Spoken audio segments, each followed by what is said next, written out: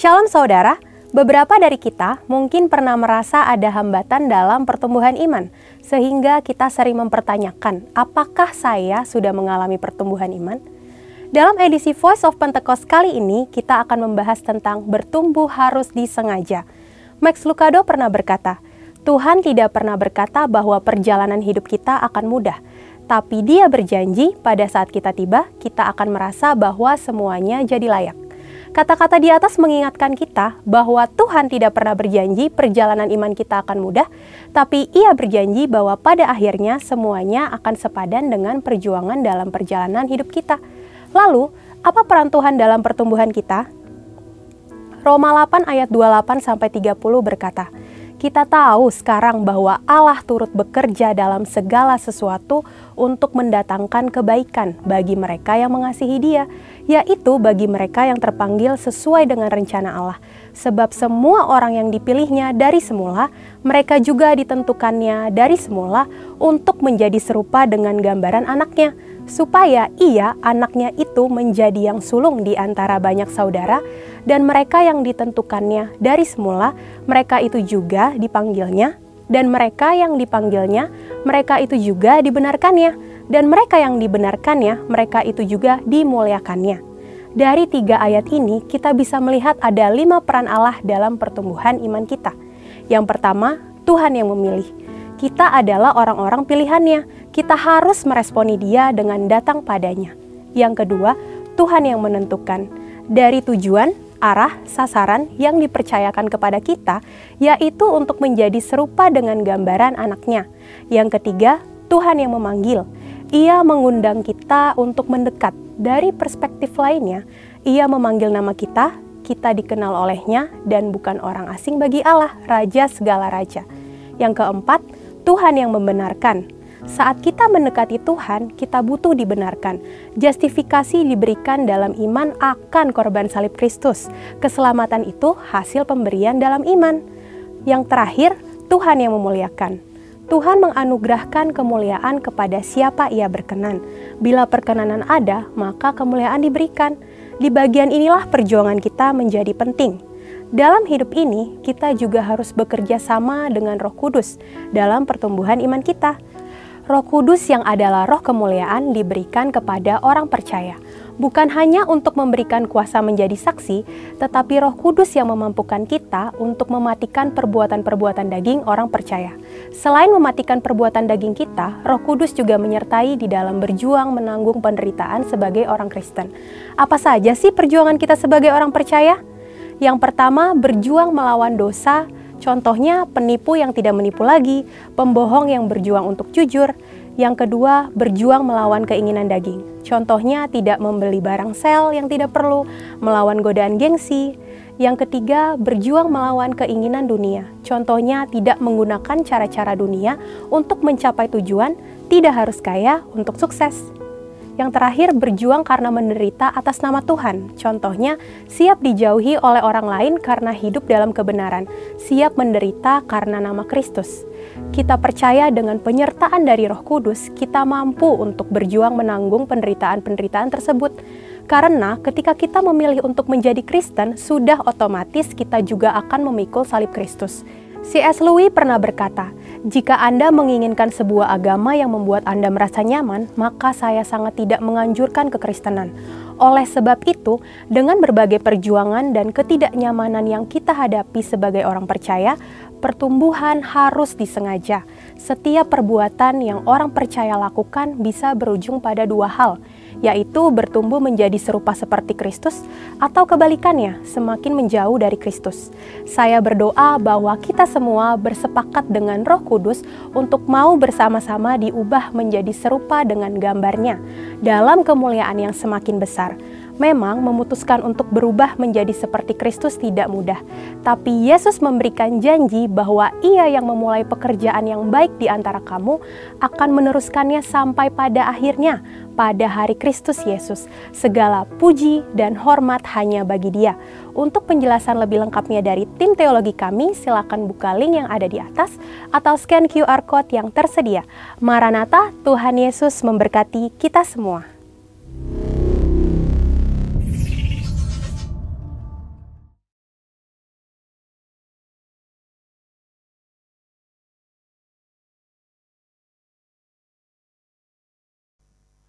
Mazmur 91, dalam lindungan Allah.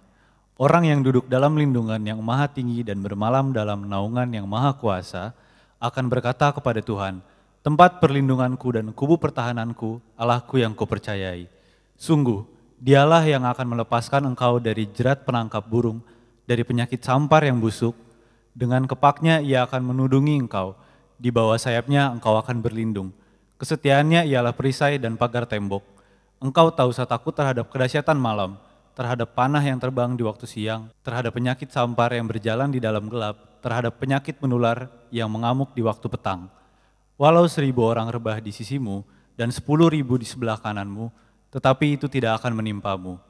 Engkau hanya menontonnya dengan matamu sendiri dan melihat pembalasan terhadap orang-orang fasik.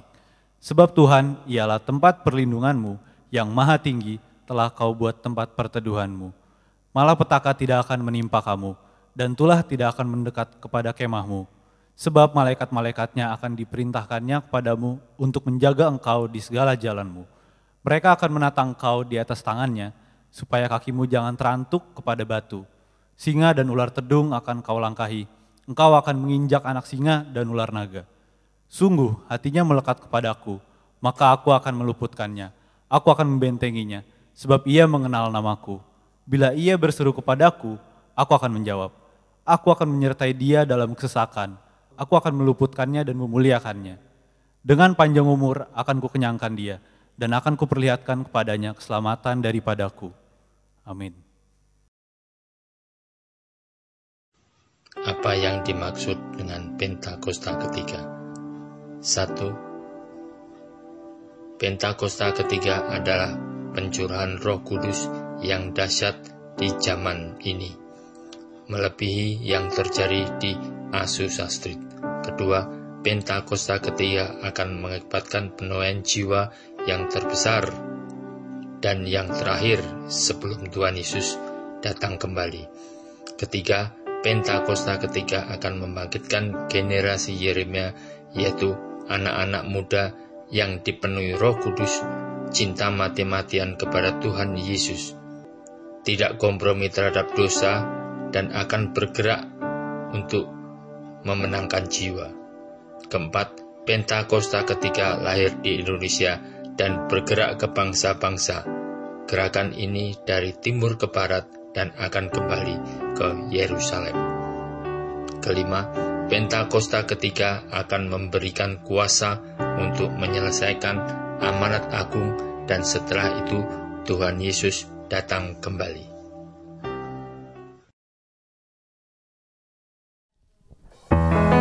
Shalom, yang siap memuji Tuhan bisa tepuk tangan yang paling meriah buat Tuhan kita. Sorakan haleluya.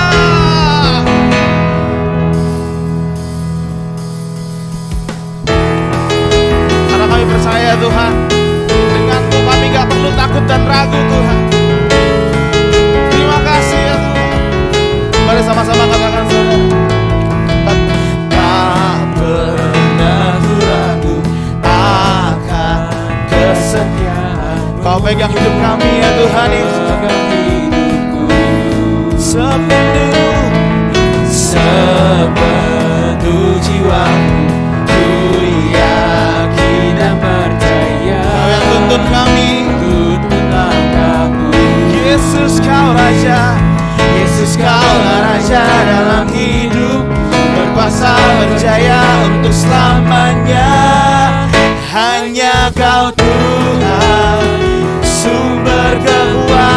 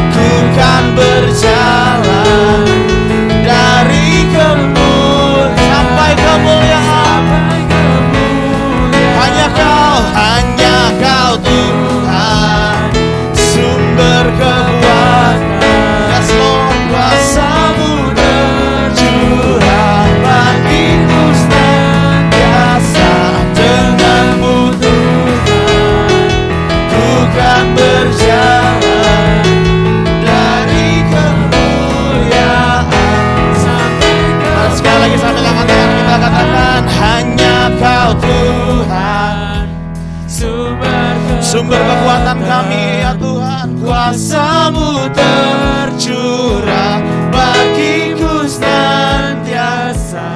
Denganmu Tuhan, ku kan berjalan dari kemuliaan sampai kemuliaan. Lagi katakan hanya Kau Tuhan, sumber kekuatan, kuasa-Mu tercurah bagiku senantiasa.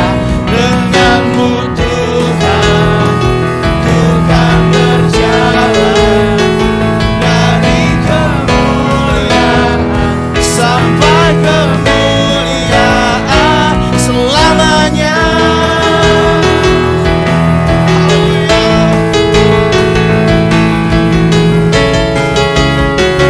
Mari sama-sama katakan selamanya. Selamanya. Berikan tepuk tangan yang paling meriah buat Tuhan kita. Haleluya. Terima kasih ya Tuhan Yesus. Tuhan, hari ini kami ingin Engkau lebih dan lebih lagi ya Tuhan Yesus. Biar hadirat-Mu Tuhan lawat kami dimanapun kami ya Tuhan. Hadirat-Mu yang lawat kami ya Tuhan Yesus. Terima kasih ya Tuhan. Satu yang kami percaya Tuhan, waktu kami jalan sama Tuhan, kami gak perlu takut, kami gak perlu ragu ya Tuhan Yesus.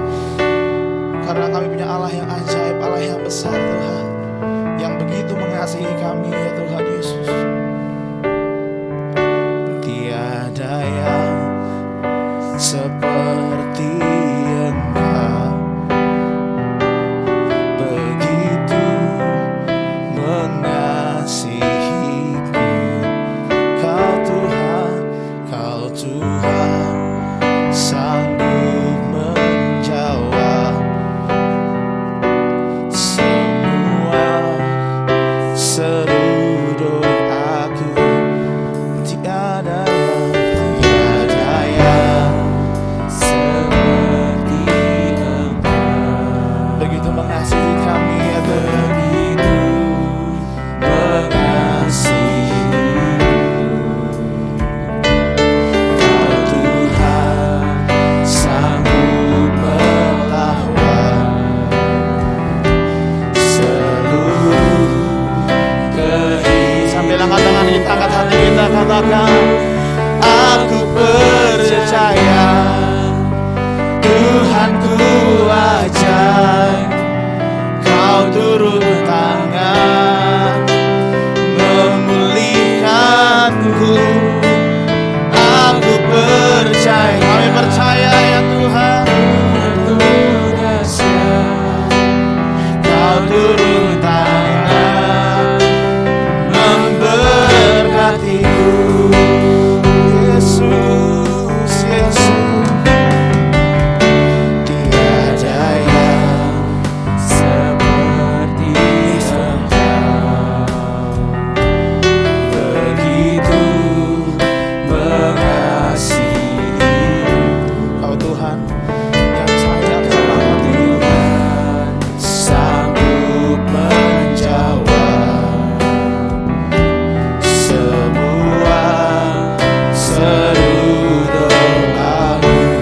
Tiada yang seperti Tiada yang seperti Engkau, begitu mengasihi.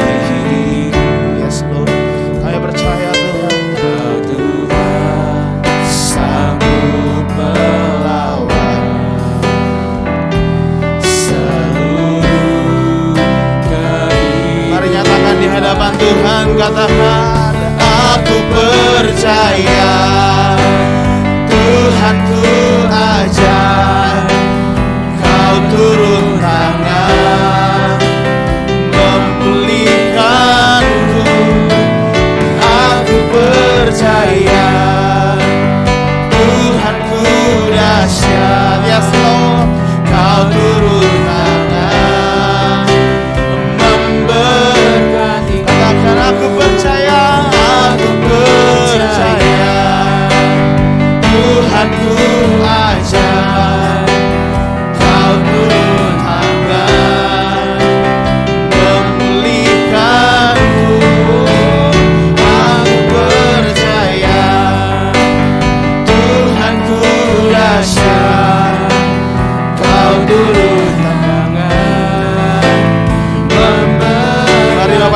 saudara sembah Tuhan.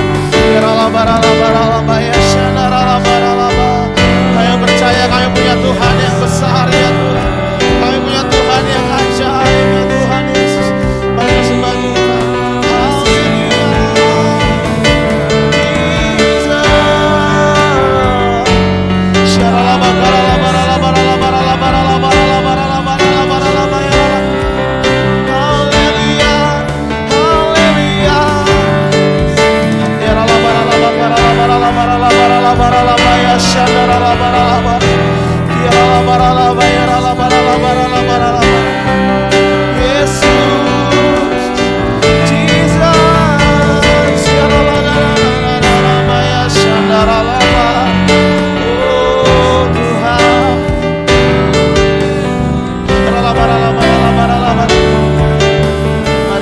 Hadapan Tuhan lebih lagi, katakan aku percaya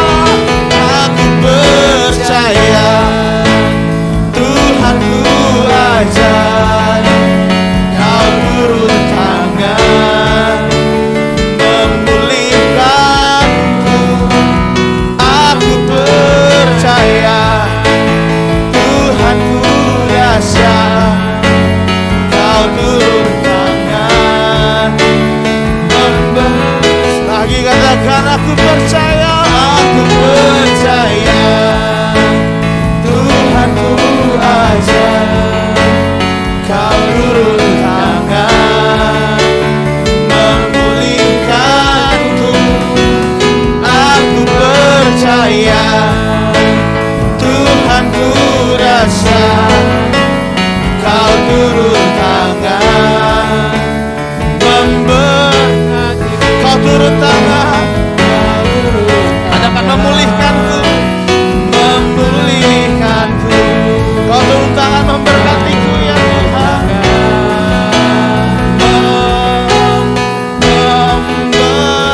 Memberkatiku.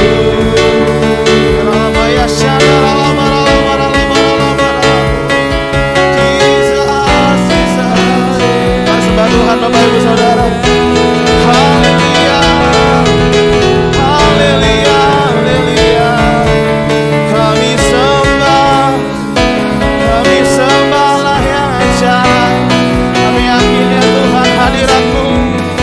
Pemulihan buat kami ya Tuhan.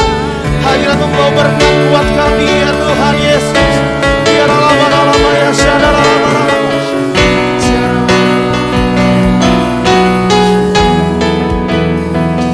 Ku yakin Kau hadir di sini. Kami rasakan hadirat-Mu Tuhan. Ku rasakan kuasa yang tak terbatas. Ku yakin Kau nyata di sini. Kemenangan terjadi. Ku yakin Kau hadir. Ku yakin Kau hadir di sini. Kami rasakan kuasa yang tak terbatas ya Tuhan. Tak terbatas, ku yakin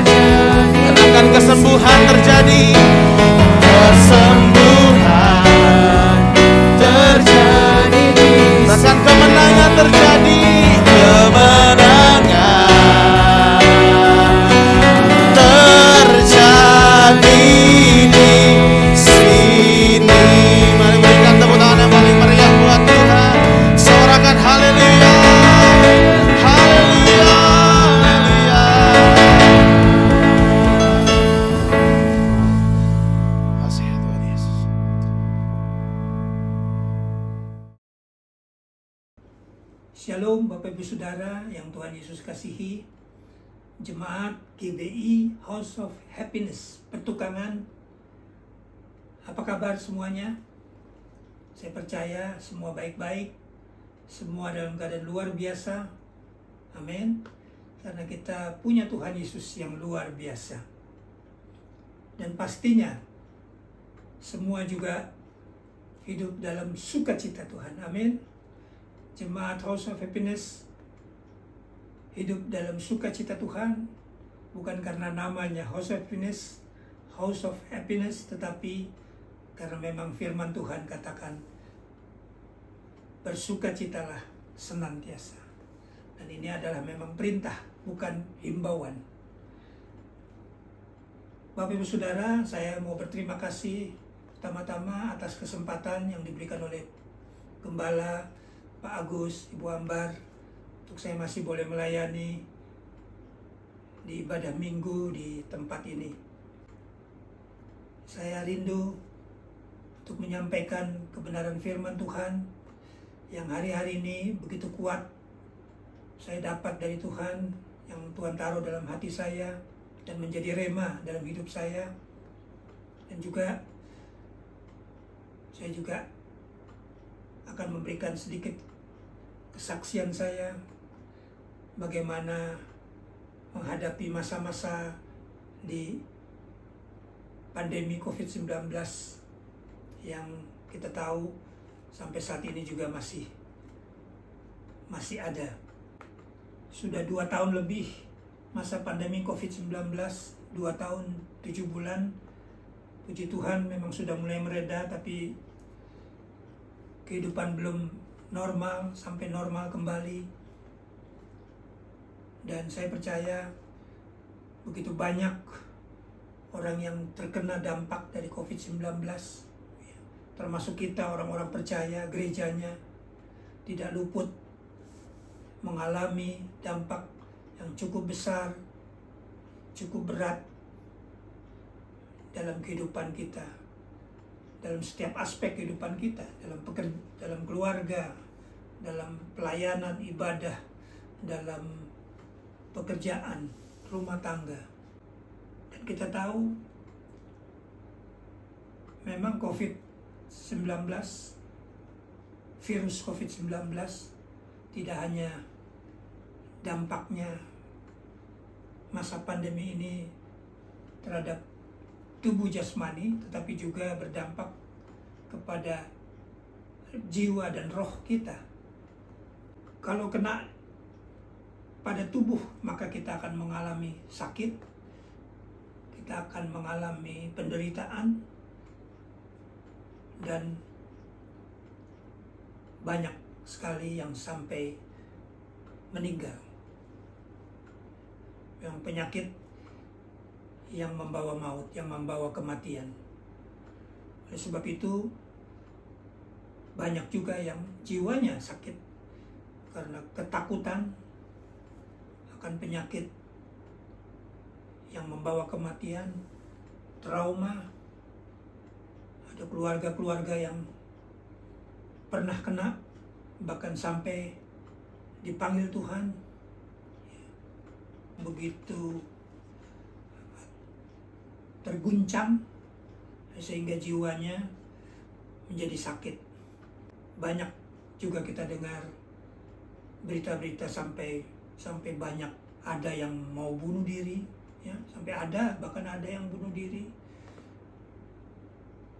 Keluarga-keluarga rumah tangga banyak terjadi perceraian akibat tekanan, kekecewaan dan sebagainya. Dan ini juga banyak juga dialami oleh anak-anak atau keluarga-keluarga orang-orang percaya.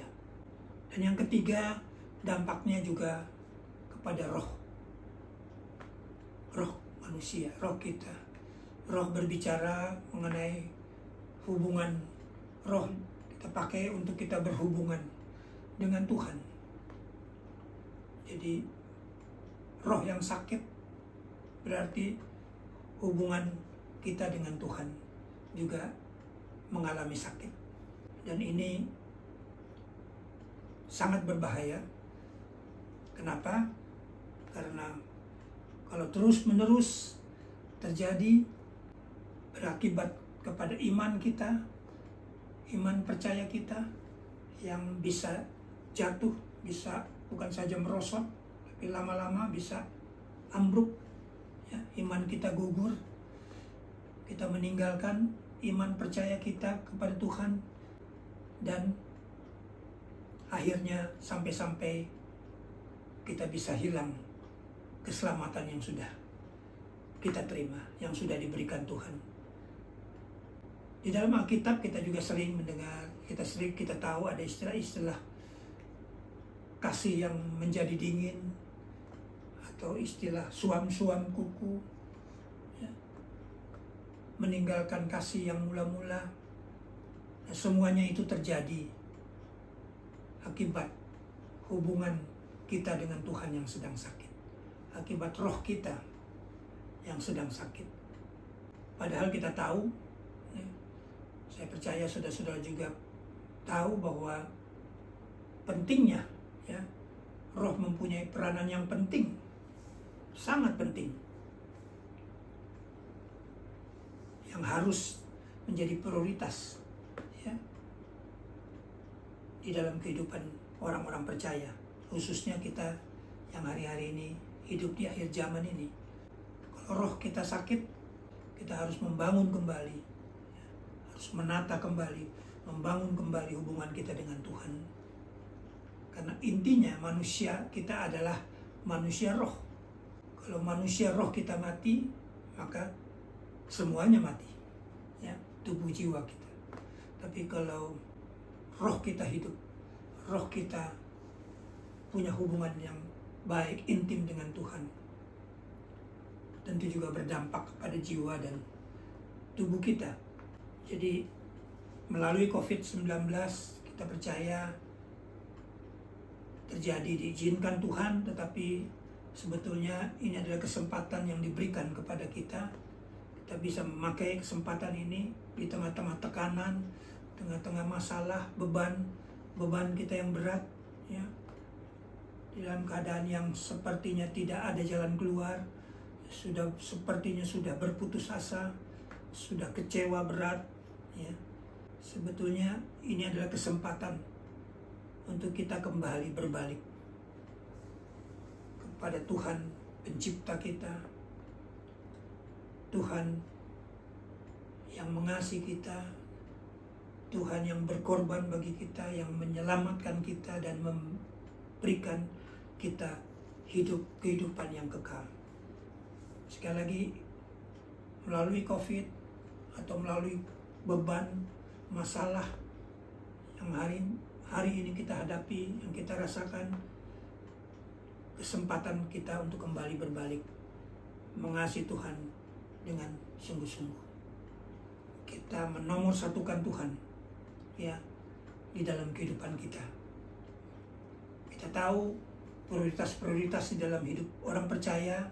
Yang pertama adalah Tuhan Allah sendiri, yang kedua baru keluarga, pekerjaan, dan yang ketiga pelayanan, dan seterusnya dan seterusnya. Tapi kadang-kadang karena tekanan, karena begitu berat beban yang dipikul, ya, menghadapi masalah-masalah yang cukup besar, kadang-kadang kita salah menjalankan prioritas kehidupan orang percaya. Kadang-kadang kita mendahulukan pelayanan, kita mendahulukan keluarga, pekerjaan kita. Pelayanan memang baik dan memang perlu. Keluarga juga demikian, ya. Di dalam keluarga kita bisa melayani keluarga. Di dalam pekerjaan juga kita bisa melayani. Ya, keluarga dan pekerjaan juga itu adalah bagian daripada tempat dari di mana kita juga melayani. Tetapi menomorsatukan Tuhan, berbicara prioritas utama adalah kita melayani pribadi Tuhan, ya, melayani pribadi Tuhan melalui hubungan intim, melalui saat teduh, ya, melalui keluarga, melalui pekerjaan. Itulah yang menjadi prioritas utama kita. Bapak Ibu Saudara, kita bersyukur hari-hari ini, belakangan ini gembala sidang kita terus melalui khotbah-khotbahnya, melalui tuntunannya, mendapat tuntunan dari Tuhan, mengingatkan kita pertama bagaimana pentingnya kita terus mengutamakan hubungan intim dengan Tuhan. Dan semuanya harus kita lakukan bukan karena disuruh, bukan karena tugas pelayanan, bukan karena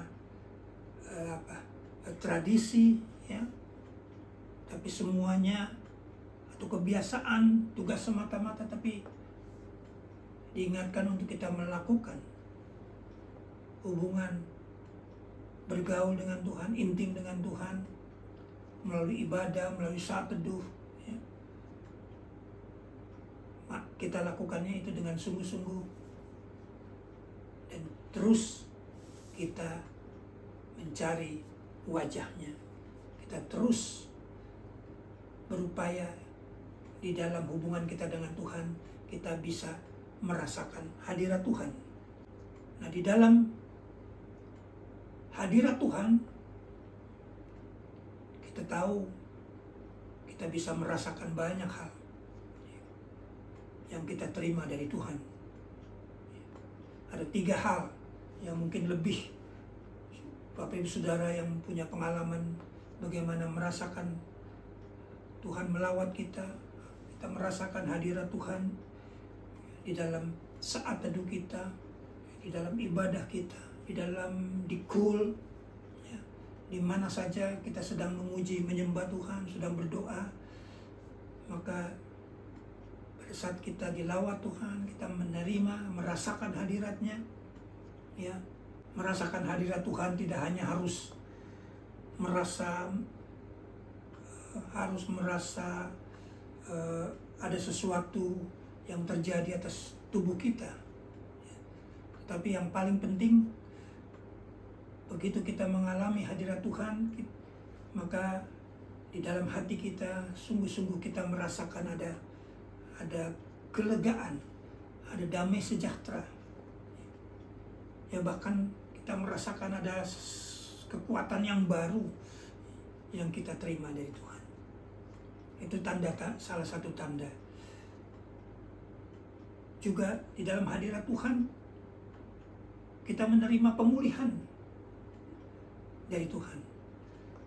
Dalam hadirat Tuhan, kita dibukakan, kita bisa dibukakan hal-hal yang masih kita lakukan yang tidak berkenan kepada Tuhan, yang merupakan dosa, yang merupakan penghambat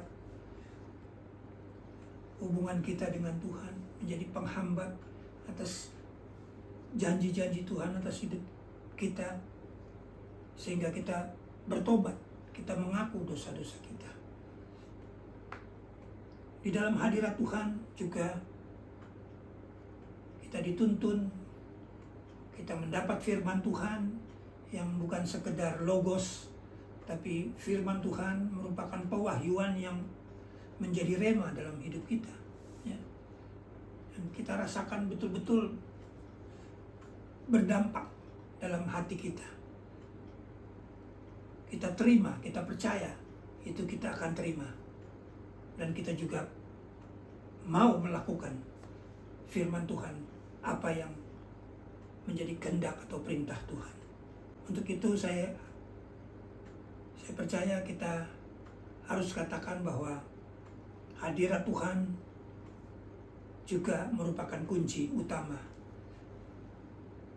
untuk kita bisa terus hidup di dalam kasih karunia Tuhan. Di dalam hadirat Tuhan kita bisa lebih mengerti, kita bisa lebih menyadari, ya, rencana dan tujuan Tuhan atas hidup kita. Bapak Ibu Saudara,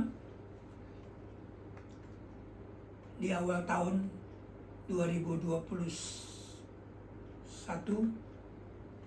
setelah satu tahun COVID, sudah 1 tahun terjadi COVID, kita mengalami masa pandemi COVID mulai dari tahun 2000 sampai 2021.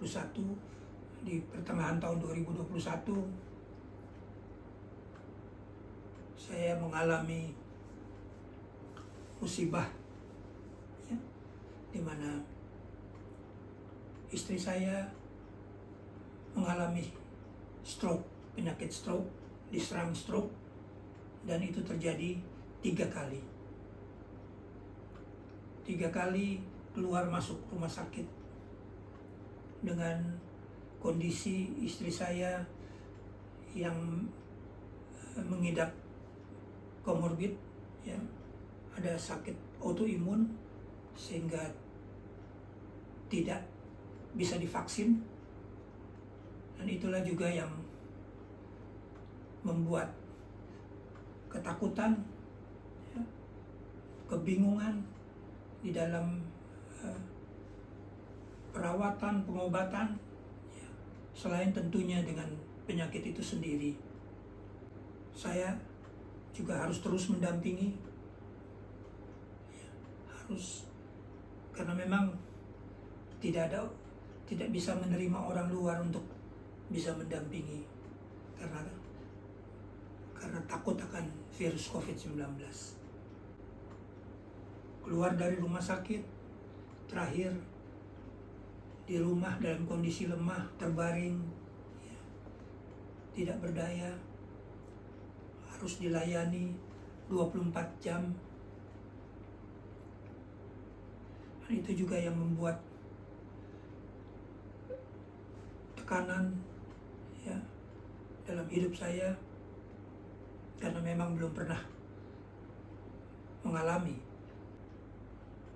Sekali lagi harus saya katakan secara jujur, saya merasa beban yang begitu berat, ya, karena memang belum pernah menghadapi, bukan hanya mendampingi tapi juga merawat seluruh kebutuhan dari istri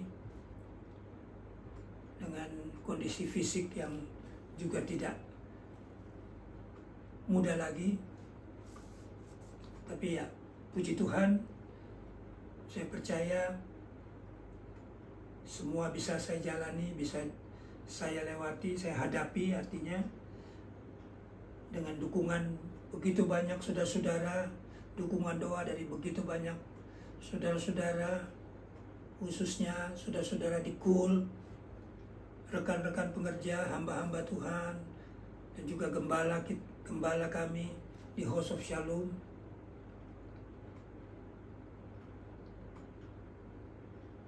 Terima kasih. Saya masih merasakan kebaikan Tuhan. Seiring waktu terus berjalan, menghadapi, merawat, mendampingi 24 jam istri saya, sampai di satu saat, di satu siang, saya seperti diingatkan untuk datang kepada Tuhan melalui doa, pujian, dan penyembahan. Walaupun paginya seperti biasa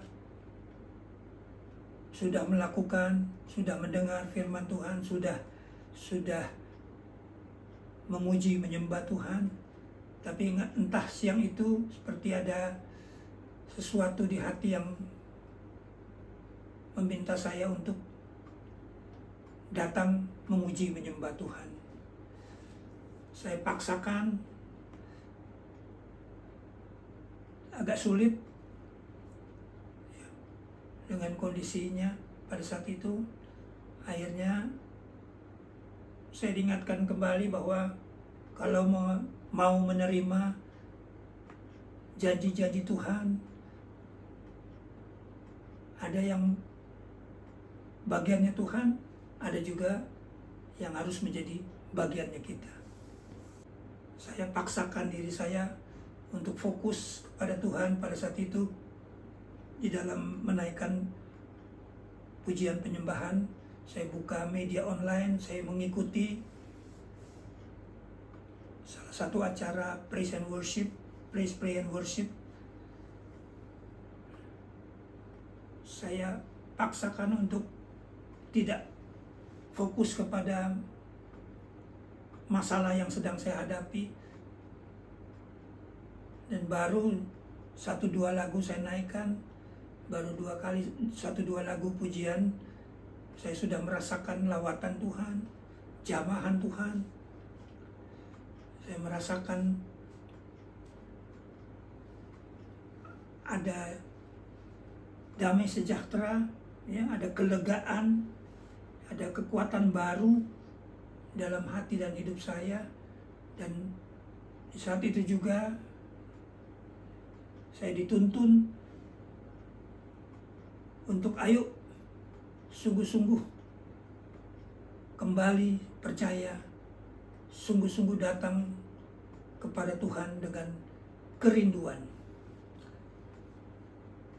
Hati saya berkata saya mau, dan saya terus memuji, menyembah Tuhan, dan puji Tuhan.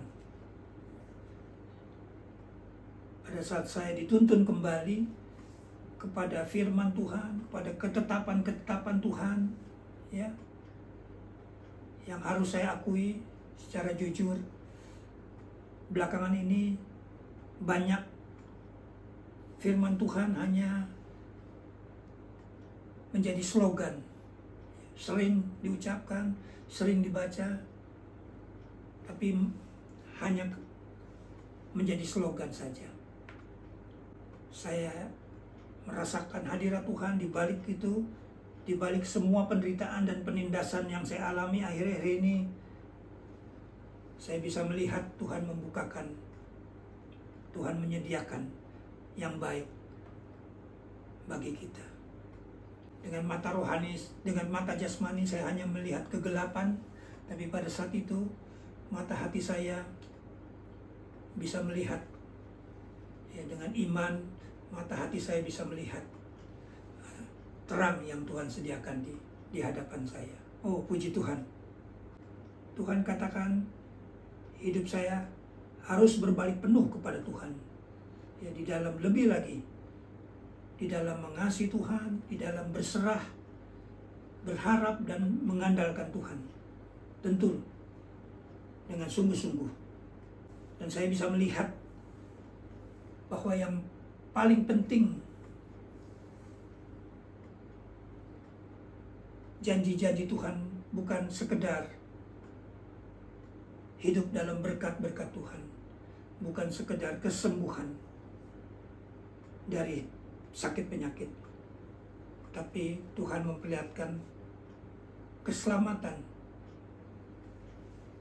hidup yang kekal, yang Tuhan sediakan, yang akan kita terima. Dan itulah yang memang menjadi tujuan utama kita sebagai orang percaya. Tuhan sediakan bagi kita.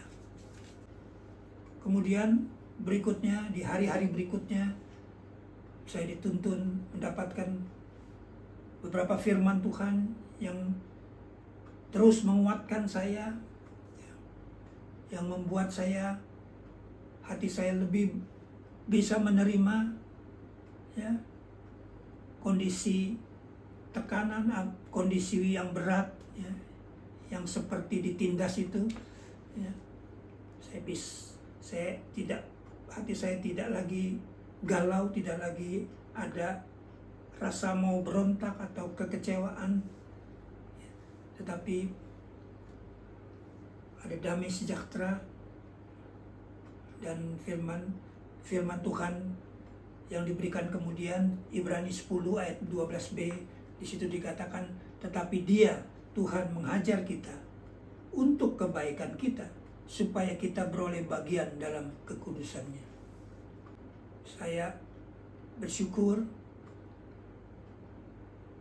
Tuhan menerima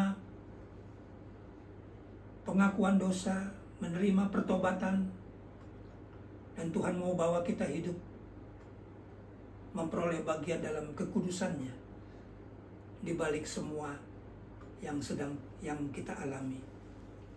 Kita tahu kekudusan adalah hal yang penting dalam kehidupan orang percaya. Karena tanpa kekudusan, firman Tuhan katakan, kita tidak dapat melihat Allah. Yeremia 29 ayat 11 yang menjadi ayat favorit, ayat pegangan, juga akhirnya menjadi rema dalam hidup saya. Bahwa sungguh rancangan Tuhan yang paling penting ya adalah damai sejahtera. Kita hidup dalam damai sejahtera. Apapun masalah yang kita hadapi, kita tetap bisa mendapatkan damai sejahtera Tuhan. Ya. Tuhan tidak akan membawa kita kepada rancangan yang celaka. Ya. Tetapi ada satu masa depan yang penuh pengharapan. Artinya harapan yang tertinggi, harapan yang paling kita harapkan. Dan harapan itu kepada Tuhan tidak pernah mengecewakan kita. Tuhan menyediakan keselamatan dan kehidupan yang kekal. Dan yang terakhir, satu ayat yang juga menguatkan, menghibur, yaitu 1 Tesalonika 5 ayat 23, yang merupakan tujuan Tuhan sebagai Allah damai sejahtera sedang membawa kita menguduskan roh, tubuh, roh, jiwa, dan tubuh kita. Ya, jadi bukan dimulai dari tubuh, jiwa, dan roh, tetapi menguduskan kita mulai dari roh, jiwa, dan tubuh kita. Supaya apa? Supaya terpelihara sempurna dan tidak bercacat pada kedatangan Yesus Kristus, Tuhan kita. Melalui proses masalah yang Tuhan izinkan kita alami, akhirnya kita bisa melihat sungguh-sungguh bahwa rancangan Tuhan bukan kecelakaan atas hidup kita.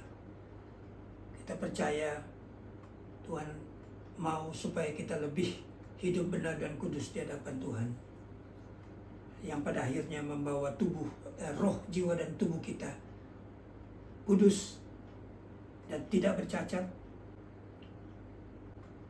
sempurna, ya, terpelihara, sempurna, dan tidak bercacat pada kedatangan Yesus Kristus, pada kedatangan Tuhan Yesus Kristus.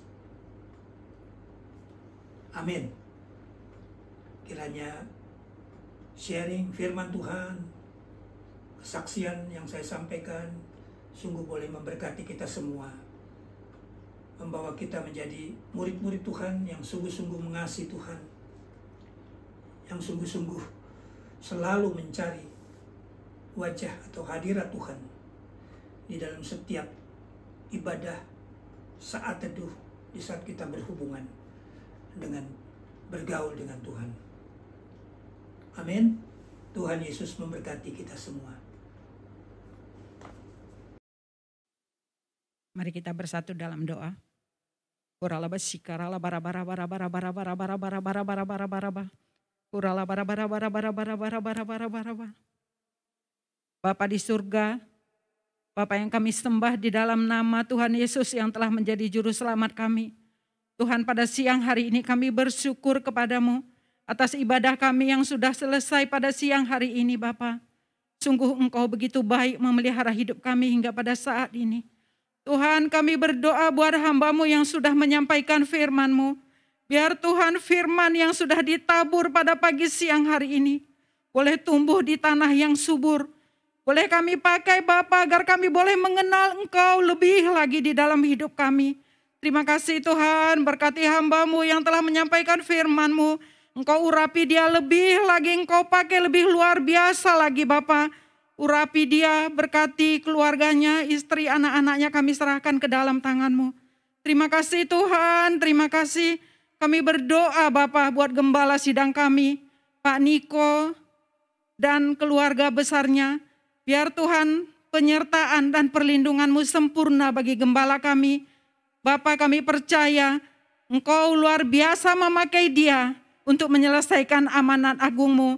Kau pakai dia sebagai messenger Third of Pentecost. Terima kasih Bapa, terima kasih kami menyerahkan gembala sidang kami ke dalam tangan Tuhan. Kami percaya gembala sidang kami aman di dalam perlindungan-Mu. Terima kasih Bapa, kami berdoa buat gembala kami, Gembala GBI Petukangan, Pak Agus Sucipto. Biar Tuhan Engkau memberkati dia, Engkau mengurapi dia.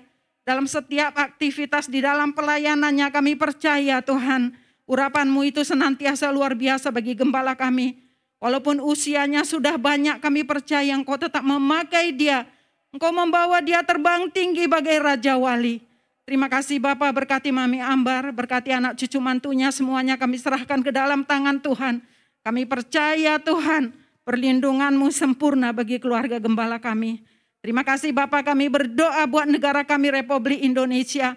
Kami bersyukur Engkau tempatkan kami ada di Indonesia. Berkati Presiden dan Wakil Presiden. Ada roh hikmat dari surga senantiasa bagi Presiden dan Wakil Presiden kami. Agar dia mengambil segala kebijakan untuk negeri ini. Biarlah Tuhan benar-benar hikmat dari Tuhan yang dia pakai. Sehingga Indonesia Bapa penuh dengan kemuliaan-Mu. Di Pentakosta ketiga ini kami percaya kemuliaan-Mu itu ada di Indonesia mulai dari Sabang sampai Merauke. Dan kami percaya Tuhan di Indonesia, Tuhan tetap berdaulat atas Indonesia. Berkati pemerintahan mulai dari pusat sampai daerah. Kami percaya ada roh takut akan Engkau yang melingkupi mereka. Sehingga Indonesia boleh dibawa menjadi lebih baik lagi. Terima kasih Tuhan. Kami berdoa buat Omikron dan resesi ekonomi. Kami katakan diam dan tenanglah di dalam nama Tuhan Yesus. Indonesia akan selesai di dalam pandemi ini. Dan kami percaya Tuhan, Indonesia akan Tuhan pulihkan. Karena Engkau Allah yang memelihara Indonesia. Terima kasih Bapak, terima kasih. Kami berdoa Tuhan buat semua jemaat-Mu yang pada siang hari ini sudah datang beribadah kepadamu walaupun di rumah mereka masing-masing. Kami percaya Bapa, hadirat-Mu ada di rumah mereka masing-masing. Dan Tuhan, kemuliaan-Mu ada melingkupi mereka. Engkau memberkati semua jemaat-Mu yang beribadah, yang masih setia beribadah kepadamu Tuhan. Biar Bapa keluarga demi keluarga, Engkau yang memberkati mereka. Engkau memulihkan keluarga mereka Tuhan Yesus. Anak-anak mereka Engkau peliharakan. Terima kasih Bapa, terima kasih. Ampunkan kami Bapa akan segala kekurangan, akan segala kesalahan dan dosa-dosa kami. Agar kami boleh layak Tuhan di hadirat-Mu. Terima kasih Bapa, segala puji, hormat, kemuliaan hanya bagi-Mu. Di dalam nama Yesus kami sudah berdoa dan mengucap syukur. Haleluya. Amin. Sekarang terimalah berkat Tuhan. Kasih karunia berlimpah-limpah daripada Allah Bapa di dalam anak yang tunggal Yesus Kristus. Persekutuan yang manis dengan Roh Kudus menyertai saudara sekalian mulai hari ini. Sampai Tuhan Yesus datang menjemput kita di awan-awan dan bahkan sampai selama-lamanya. Yang percaya bersama-sama katakan amin.